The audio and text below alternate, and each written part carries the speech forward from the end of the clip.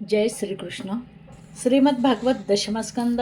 विषय दशमस्कंदाचे तात्पर्य. वियोगा वाचून तन्मयता येऊ शकत नाही. वियोगा वाचून ध्यानात एकाग्रता येत नसते. साक्षात्कार होत नसतो. ब्रजवासियांना आपल्या विरहाच्या साह्याने तन्मय बनवण्यासाठी भगवान मथुरेला गेले होते. वियोगाने विरहाने प्रेम पुष्ट होत असते. कृष्णाचे मथुरेत आगमन झाल्यावर रस्त्यात धोबी भेटला. त्याने राम अवतारामध्ये जानकी मातेची निंदा केली होती. निंदा व नरक एकसारखेच असतात. ईश्वर पापी इंद्रियांना दंड देत असतो. अंतकाळी ते पापी इंद्रिय मोठे दुःखी होत असतात. वाणीने जर पाप घडले असेल तर अंतकाळी वाचा बंद होते. तो पापी इच्छा असूनही काहीही बोलू शकत नाही. ज्याचे मन पवित्र नसते त्याला अंतकाळी फार मनोव्यथा होत असतात. धोब्याने तोंडाने निंदा केली होती म्हणून भगवंताने त्याच्या तोंडातच भडकावून दिली. पुढे गेल्यावर दासी कुब्जा मिळाली. चंदन व वंदन माणसाला नम्र बनवतात. या कुब्जेच्या प्रसंगाचे एक रहस्य आहे. आमची बुद्धी ही कुब्जाच होय. काम, क्रोध, लोभाने 3 जागी ती वाकडी झालेली आहे.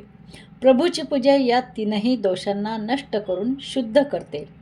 कंसाची सेवा करणाऱ्या बुद्धी भ्रष्ट आणि वक्र होत असते. कृष्णाची सेवा करणाऱ्यांची बुद्धी सरळ होत असते.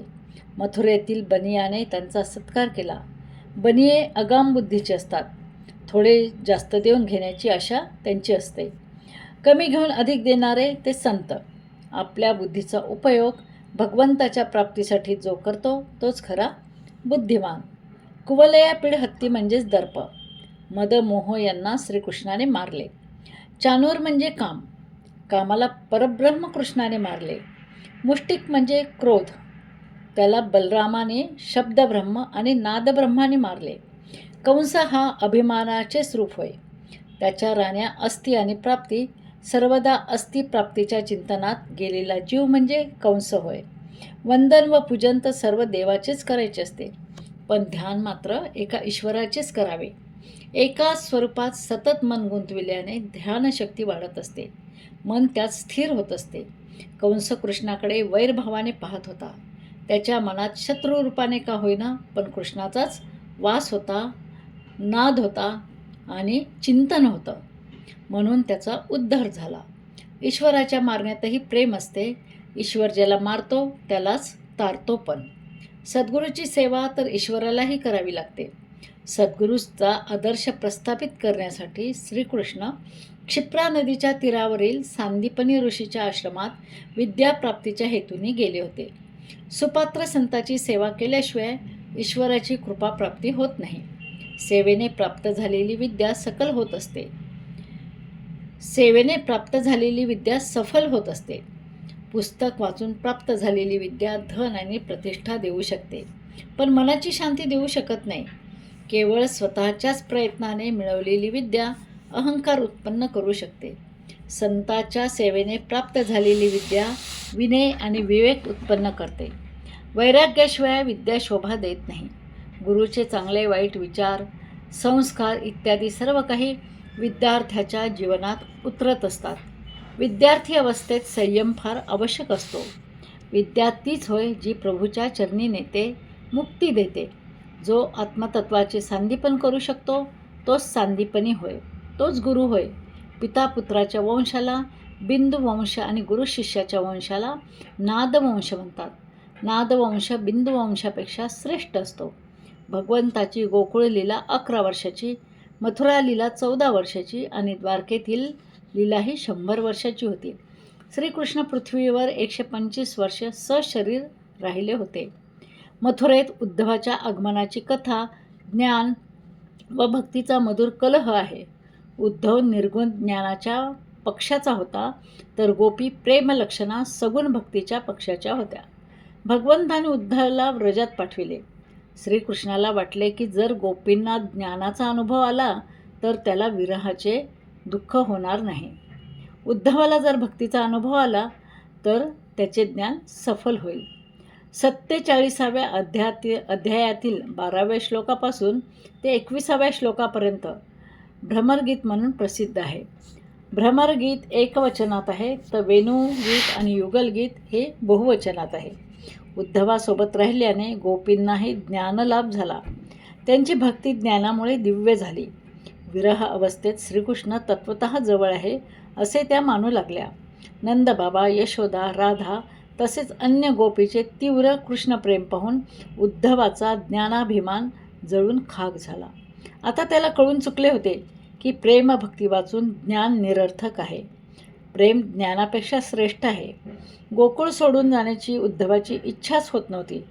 तो आला होता गोपींचा गुरु बनण्यास, पण तो त्यांचा शिष्यच झाला. आता तर भगवंताकडे प्रेमलक्षण भक्तीच मागण्याची विचार उद्धव करू लागला. राधाकृष्ण एकच होत.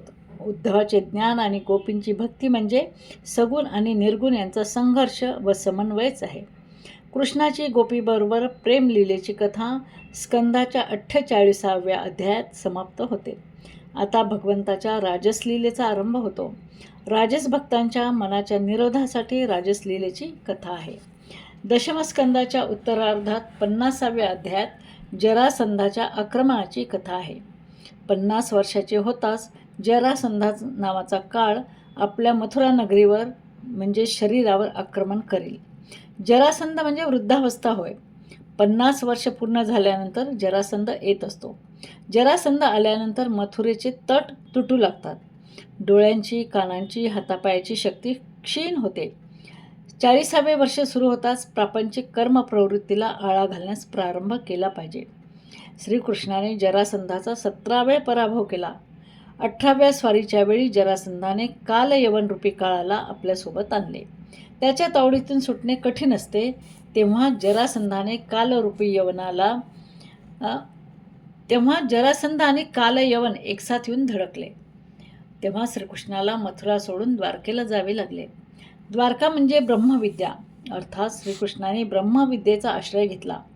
मथुरारूपी मानवकाया सोडून ब्रह्मविद्येचा आश्रय भगवंतालाही घ्यावा लागला. ब्रह्मविद्यारूपी द्वारकेची द्वारे काल आणि जरासंध यांच्यासाठी बंद असतात. जेव्हा म्हातारपण आपल्यासोबत मृत्यूला घेऊन येते तेव्हा द्वारकारूपी ब्रह्मविद्येचा आश्रय घ्यावा.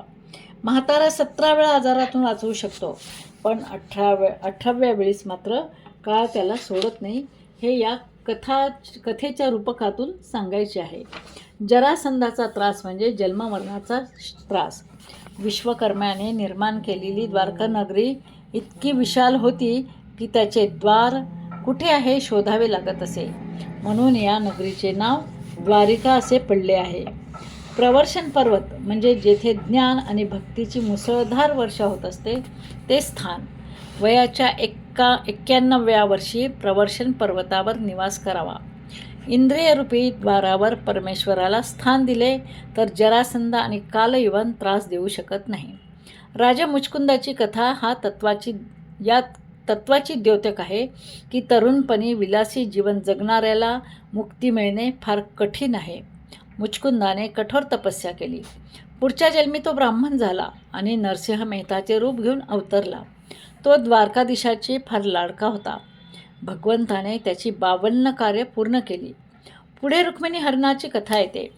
लक्ष्मीच्या उपभोगाचा अधिकार फक्त नारायणालाच आहे.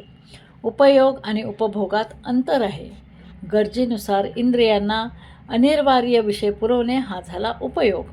इंद्रियाच्या अधीन राहून त्यांना विषय पुरवणे म्हणजेच उपभोग होय. धनाच्या दुरुपयोगाने इहलोक आणि परलोक हे दोन्हीही बिघडतात. नीती, धर्म, सदाचाराने प्राप्त झालेले धन म्हणजे महालक्ष्मी होय. रुक्मिणी ही महालक्ष्मीच होय. ती शिशुपालाला नव्हे तर नारायणालाच वरते. भगवंताने मथुरेत असताना एकही विवाह केला नव्हता. त्यांची सर्व लग्ने द्वारकेत संपन्न झाली. ब्रह्मविद्येची प्राप्ती केल्यानंतरच लग्न करावे. जितेंद्रिय होऊन विवाह करावा. इंद्रियाचा गुलाम बनू नये.